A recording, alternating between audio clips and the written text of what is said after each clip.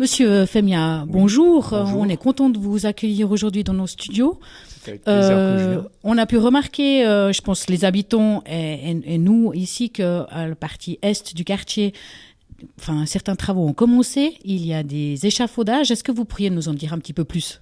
Oui, en effet. Donc, dans le quartier de la Bourdonnette, il y aura des travaux. Donc, en deux étapes. La première étape consiste à monter des échafaudages, laver les façades, refaire les joints entre les éléments préfabriqués et les joints de dilatation des immeubles. Et ensuite, il y aura quelques travaux de carbonatation. Ça, c'est la première étape. La deuxième étape consiste à remplacer les fenêtres et les portes-fenêtres de les habitations. Donc, la première étape, nous avons monté des échafaudages parce que tout se fera par l'extérieur, donc tout ce qui est lavage, remplacement de joints. Et la deuxième étape se fera par l'intérieur. Donc, à ce moment-là, donc on demandera bien entendu de l'aide à nos locataires pour pouvoir accéder à leur appartement, pour pouvoir poser les fenêtres et les portes-fenêtres, remplacer au fait les fenêtres et les portes-fenêtres qui seront au fait des fenêtres, des cadres de rénovation. C'est-à-dire que nous ne remplacerons pas les cadres dormants, donc c'est les cadres entre la fenêtre et la maçonnerie. Ça sera tout simplement des cadres rapportés. Donc il y aura très très peu de travaux de salissure. Donc on a cherché à minimiser également ces travaux d'intérieur pour pas gêner nos locataires. Pourquoi on nettoie ces façades? Oui, alors ces façades, bien sûr ça fait depuis 1974 que la Bourdonnette a été construite. Donc depuis lors, rien n'a été fait à ce niveau-là. Donc aujourd'hui, on a des particules, donc La pollution. ouais, de la pollution dans l'air, etc., qui s'est au fait déposée sur ces façades. Donc déjà, dans un premier temps, on nettoie les façades. Puis ensuite, justement, on remplace les joints parce qu'on s'est rendu compte que à certains endroits, malheureusement, on a des infiltrations d'eau. Puis ça va durer à peu près combien de temps? Tous les c'est-à-dire déjà, vu que vous avez dit que c'était en deux temps, déjà, le premier temps, donc c'est le lavage avec le remplacement des joints, ça, sur un immeuble, ça prend à peu près combien de temps? Alors c'est difficile à dire parce que certains immeubles, on va avoir un peu plus d'intervention que d'autres par rapport à la grandeur, les de joints à l'immeuble, changer. les joints, etc. Mais ce qu'il faut savoir, c'est que ces travaux, dans sa globalité, tout ce travail, dans sa globalité, durera environ une année. Donc, je pense la grande question des locataires, combien de temps ça peut prendre à peu près pour ce changement de vitre sur un appartement? Tout dépendra de la typologie de l'appartement, mais pour des 2-3 pièces, c'est environ une journée. Pour les 4 pièces, ça prendra une journée et demie, voire 2 jours. Donc c'est quand même très rapide. Oui, c'est assez rapide parce qu'au fait, le but, c'est de déposer l'ouvrant de la fenêtre en gardant, comme je vous ai dit tout à l'heure, le cadre dormant, et puis en reposant par-dessus, au fait, des cadres de rénovation.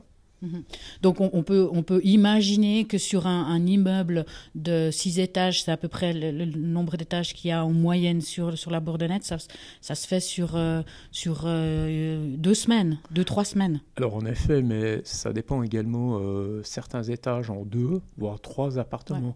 Donc là en aussi, moyenne, disons. voilà, absolument. Ok. Et je pense que l'autre grande question, c'est qu'est-ce qu'on va gagner à faire ces changements de fenêtres et ces travaux? Oui, alors nous allons poser des fenêtres avec le triple vitrage. Donc nous allons améliorer le côté thermique et phonique de l'habitat.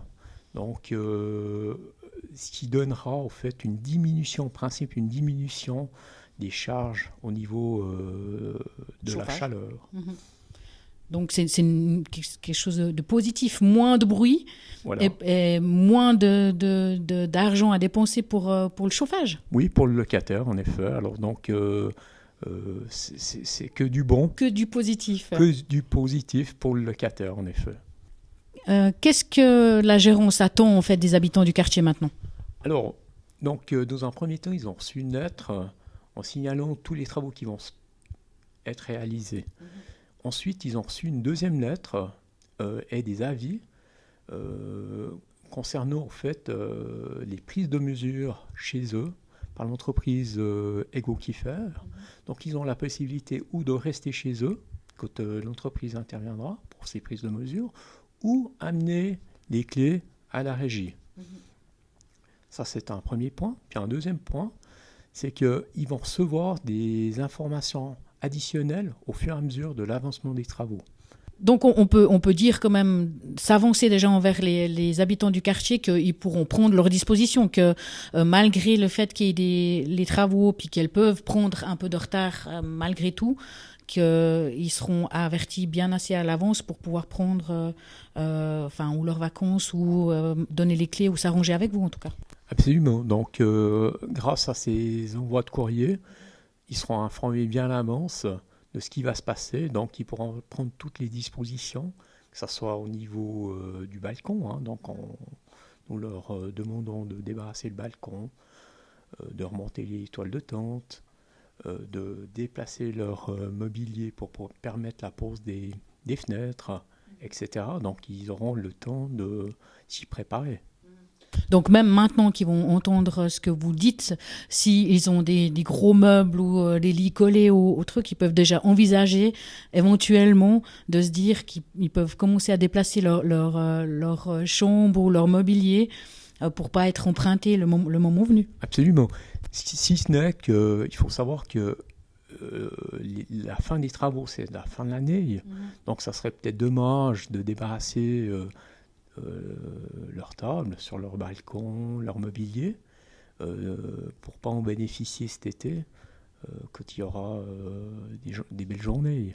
Non, je pensais relativement plus aux chambres à coucher, oui. Ou c'est clair que sur le balcon, je pense que, comme vous dites, alors à moins que ça soit un débarras sur le balcon, oui. Mais je pense, comme vous dites, on va avoir des beaux jours, et si c'est une journée, je pense que c'est peut-être fait en une matinée le balcon, donc ce serait peut-être juste de ne pas en profiter une journée. Absolument. Mais c'est peut-être, vu qu'on commence bien à l'est, hein, c'est bien ça, et on fait tout le tour sud, et on revient par le côté, je pense les derniers bâtiments, ça sera 207, 209 en fait. Ce sera... Absolument. Donc les gens de ce côté-là peuvent se dire qu'ils ont l'été normalement tranquille. Absolument, vous avez absolument raison. Donc on va commencer par le 103, on procédera par la ceinture, toute la ceinture extérieure de la Bourdonnette, puis on finira par les bâtiments intérieurs, côté parking. Okay. Oui, absolument. Et puis, comme vous le dites à juste titre, c'est aussi une occasion pour débarrasser peut-être des surplus de mobilier ou pour faire de l'ordre. Une autre chose qu'on a remarqué dans le quartier, c'est ces fameuses barrières que vous nous avez installées sur les toits. Vous pourriez peut-être nous en donner la raison. Est-ce que ça a à voir quelque chose avec les travaux qui sont en cours ? Alors, absolument pas. Donc, ces barrières ont été installées uniquement pour permettre aux entreprises qui ont des contrats d'entretien annuels pour accéder à ces toitures non accessibles à monsieur tout le monde. Donc aux habitants du quartier. Voilà, aux habitants, hein, c'est strictement interdit d'y accéder. Identique pour les échafaudages. Hein. Donc ça permet pour le personnel œuvrant sur ces toitures, pour l'entretien de ces toitures, qu'il n'y ait aucun risque. Puis ça fait partie des nouvelles prescriptions de la SUVA et de la norme. Point de vue sécurité, en fait. Du point de vue sécurité, oui.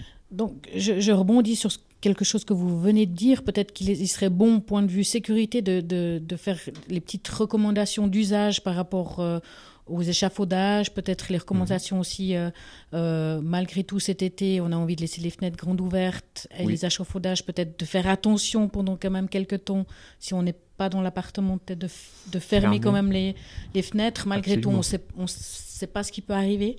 Absolument, alors vous avez absolument raison. C'est que lorsque le locataire quitte son appartement, il est judicieux de fermer complètement les fenêtres pour éviter, bien entendu, du vol ou tout ce qui s'ensuit. Et peut-être répéter aux parents qui ont des enfants de tout âge, de répéter bien aux enfants que c'est pas un jeu, qu'ils peuvent pas du coup profiter de sortir la nuit pour se faire la malle en passant par l'échafaudage pour aller faire la fête avec les copains. Parce que point de vue sécurité, du coup, vu que vous aurez mis tout en place, ça sera quand même à la faute de l'enfant ou de la personne usant les échafaudages hors les personnes autorisées. Absolument. Donc l'entreprise ainsi que nous, on décline toute responsabilité, mais bien entendu, on préfère d'aviser, de rappeler que, au fait, les échafaudages sont strictement réservés uniquement pour le personnel qui œuvre durant les travaux. Souhaiteriez-vous rajouter quelque chose pour les habitants du quartier ? Oui, alors on les remercie de leur collaboration, puis on se tient à leur disposition s'ils ont des questions complémentaires. Donc, qui n'hésitent pas de venir nous dire un petit bonjour et nous poser toutes les questions utiles par rapport à ce chantier. En tout cas, nous aussi, à TV Bourdon, on vous remercie. Et puis, si nous aussi, on a des questions, on n'hésitera pas. Et puis, les habitants qui veulent peuvent aussi passer ici. Peut-être, si des fois, ils trouvent un peu plus gênant de passer vers vous, on est aussi à dispo. Et puis, on se retrouve bientôt. Et je remercie TV Bourdonnette également de votre collaboration.